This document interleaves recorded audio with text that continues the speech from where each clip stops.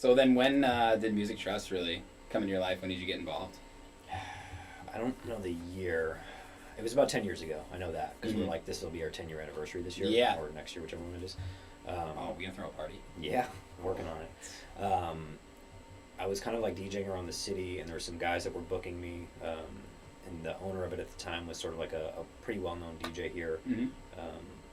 And I remember like it was like an agency, like it represented DJs. Yeah. And so like everybody wanted to be like signed to it. It was like, I'm on this DJ agency and like, Yeah. we're famous and we travel. That's what I thought it was originally. It was, yeah. Yeah. I mean, I think like every Chicago DJ was on this agency. Okay. Maybe like a handful of like out of town ones that were like key Right. players in markets where it's Right, like, right. oh, this guy in Canada can book us, so he's on the agency, and this guy in like Ohio can book us, so he's on the agency. Mm-hmm. Like just pure amateur hour, right? But it seemed legit. Yeah, I mean, It was. there was really nothing going on at the time. Like, Right. You know, it was still like all like uncharted grounds. Sure. So nobody really, there was no like bad way to do it.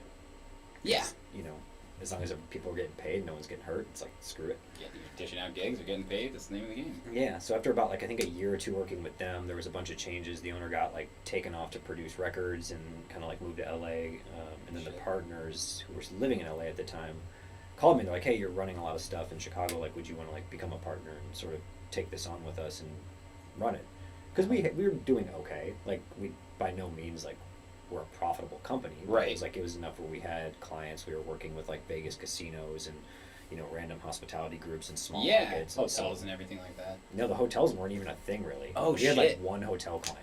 Wow. Yeah, it was all strictly like nightclubs, bars, and like private events. Interesting. Yeah, because the hotel thing They don't give a wasn't. shit. Unless you're in Vegas, like the hotel thing wasn't like. Yeah. Nobody went to like Kentucky to stay in a dope hotel. That's a good point. Yeah. So like I was like, cool, like, just let me know what needs to happen. And they're like, well, we're gonna like send you the paperwork and get the attorney, and we basically signed the shares. And they're like, cool, like what do we do now?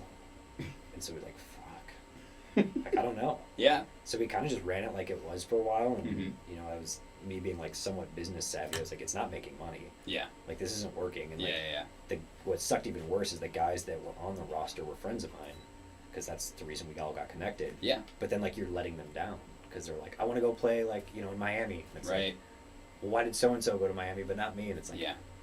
I don't know, man. Yeah. All of a sudden, you're like the decision maker. Yeah, and like I didn't want that. How old were you then? This was like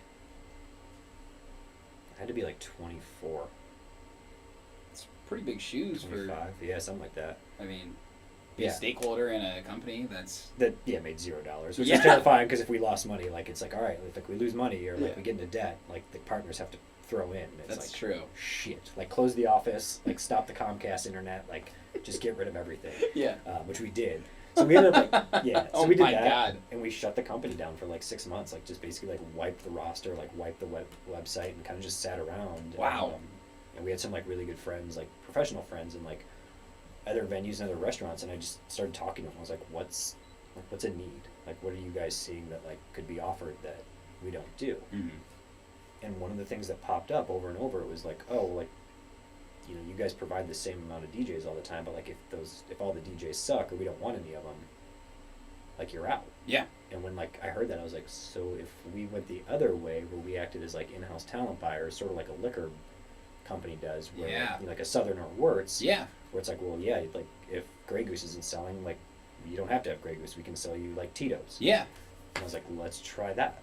I like that. Yeah, so we ended up getting a couple like hotel clients like here in Chicago, like the Wit and stuff like that, that were Mhm. like kind of like progressive for that. Oh, so the Wit's been a long-standing relationship then. Yeah, I think they're one of our longest, if not the longest. Wow. Yeah, that was like the first big hotel property we got, Mhm. because that was the first rooftop bar club here in the city.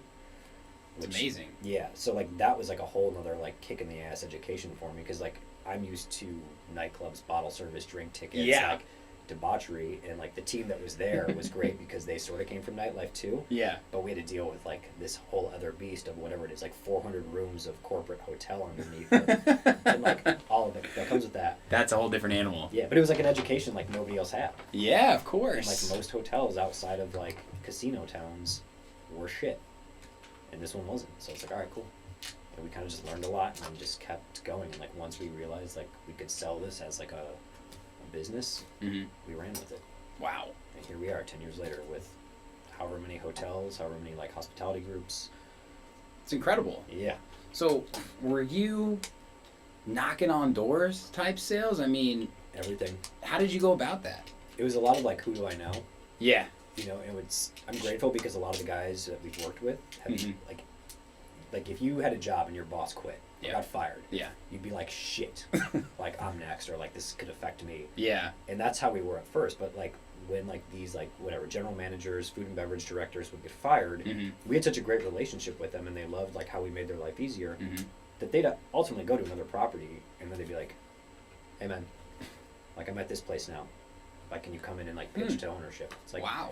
So we got a lot of work that way, which was great. But yeah, it was a lot of like internet sleuthing, like trying to figure out like who decision makers were, and like, you know, from the ground up, you'd see somebody that's like bartending at a spot that you'd want to work at. Yeah. Like, hey, like who's like your boss over there? That's like, so interesting. Like, oh, it's John? Okay, cool. Like I'm gonna come in one night. Will you introduce me to him? Yeah. Like sure. You just come loaded with like your business card, and we sent out like swag packs one summer with like beach balls and summer stuff. And it's like almost all the same, isn't it? It is. You know, like my day job is in logistics. Yeah. I call warehouses sometimes and I say, hey, you know, I'm trying to work with you guys. Yeah. Who's the decision maker? Can you introduce me via email? Yep. It's a complicated but simple concept. And it's just working with people that you're aligned with.